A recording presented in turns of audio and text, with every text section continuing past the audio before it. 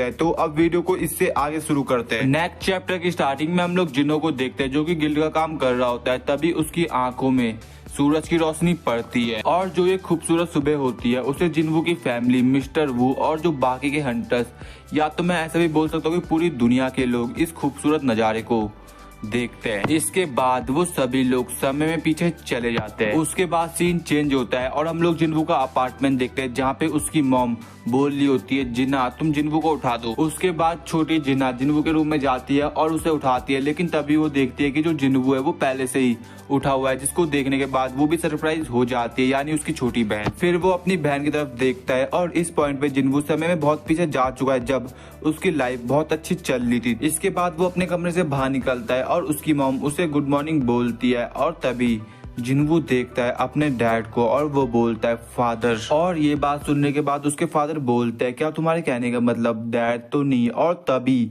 जिन्वू रोने लग जाता है और ये चीज देखने के बाद उसकी फैमिली बोलती है क्या हो गया तुमको जिन्वू, तुम रो क्यों रहे हो। तो जिन्वू जवाब देता है शायद मेरे को एक बुरा सपना आया था। इसके बाद जिन्वू अपने मन में सोच रहा होता है कि जो शायद मेरा बुरा सपना था वो खत्म हो गया। मेरी छोटी बहन मेरे साथ है, मेरी मॉम की हेल्थ अच्छी है, इवन मेरे फादर मेरे साथ है। ये मेरे पास आखिरी चांस है सब कुछ सही करने का और मैं इस अपॉर्चुनिटी को अपने हाथों से फिसलने नहीं दे सकता। इस बार मैं इस फ्यूचर को अपने हाथों से चेंज करूंगा। उसके बाद हमको जिन्वू का स्कूल दिखाया जाता है जहाँ पे वो एंजॉय कर रहा होता है और वो अपने मन में सोच रहा होता है कि शायद इससे पहले मेरे को थोड़ा एंजॉय करना चाहिए अपने रिवॉर्ड के तौर पे। और मैं इस बात से भी अवेयर हूँ कि जो मोनार्क्स है वो आसमान में एक जायंट गेट को प्रिपेयर कर रहे हैं अर्थ को टेक ओवर करने के लिए, लेकिन मैं यहाँ पे थोड़ा और समय रहना चाहता हूँ, एंजॉय करना चाहता हूँ बिना किसी को हार्म पहुंचाए। उसके बाद सीन चेंज होता है और हम लोग जिन्वू की मॉम को देखते हैं जो कि घर में साफ सफाई कर रही होती है और एक टेबल पे एक कागज भी रखा हुआ होता है और तभी उनकी नजर अचानक से उस कागज पे पड़ती है। फिर वो उस कागज के पास जाती है और उस कागज में जिन्वू के थ्रू ये लिखा रहता है कि कुछ चीज है जो कि मेरे को ठीक करनी है और अपना काम खत्म करते ही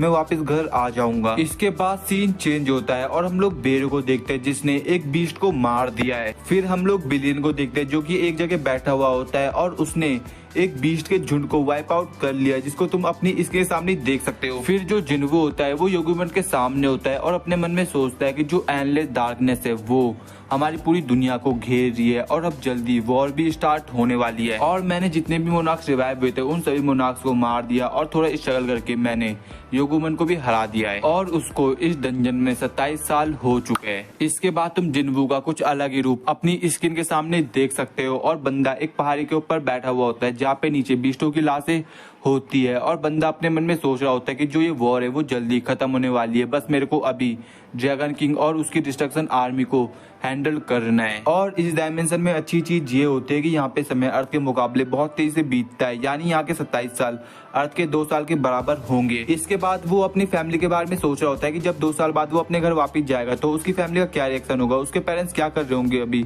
और जो जिन्ना है वो थोड़ी बड़ी हो चुकी होगी और जाने से पहले उसने सिचुएशन अपने पेरेंट्स को थोड़ी सी बता दी थी और ऐसे सवाल उसके मन में चल रहे होते हैं। तभी फिर जिन्वू के पास बिलियन आता है जो कि उसे बोलता है मेरे आका हमने यहाँ पे सभी एनिमीज को मार दिया। ये सुनने के बाद जिन्वू जवाब देता है बढ़िया काम किया तुमने, लेकिन अब हम दूसरी बार उनसे नहीं हार सकते। इसके बाद जिन्वू अपनी जगह से खड़ा होता है और बोलता है अराइज, और जिससे होता कुछ ऐसा है कि जितने भी एनिमीज को जिन्वू के आर्मी ने मारा था उन सभी की शैडो एक्सट्रैक्ट हो जाती है और वो जिन्वू की आर्मी में ऐड हो जाते हैं। इसके बाद सीन चेंज होता है और हम लोग एंथ्रिस के राज्य को देखते हैं। फिर जो एंथ्रिस होता है वो अपने थ्रोन पे बैठा हुआ होता है और बोलता है क्या योगुमन भी हार गया। तो उसका सैनिक जवाब देता है यस माय लॉर्ड, और मेरे को लगता है कि आपको एनिमी से और दूर भागना चाहिए।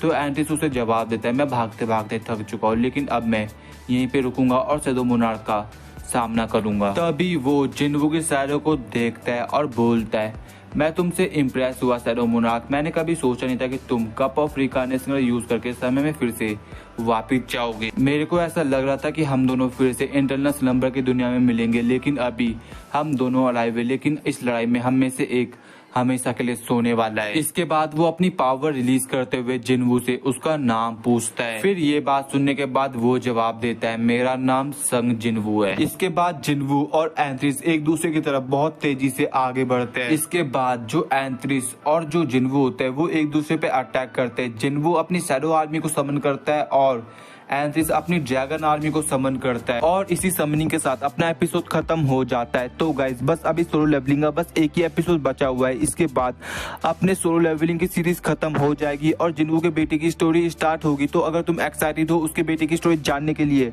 तो तुम कमेंट में बता देना। और अगर तुम इस वाली वीडियो पे पहली बार न्यू आते हो और तुम्हें आज की वाली वीडियो पसंद आती है तो वीडियो को लाइक, चैनल को सब्सक्राइब एंड इस वाली वीडियो को अपने दोस्तों के साथ शेयर भी कर देना। एंड अगर तुम्हारा कोई भी डाउट हो किसी भी एनिमे सीरीज या कुछ भी लेकर एनिमे से रिलेटेड तो तुम मेरे को इंस्टाग्राम पे डीएम कर सकते हो और इंस्टाग्राम की लिंक तुम्हें डिस्क्रिप्शन में मिल जाएगी। तो अब मिलता है नेक्स्ट वीडियो में, तो अभी के लिए टाटा बाय बाय सायोनारा।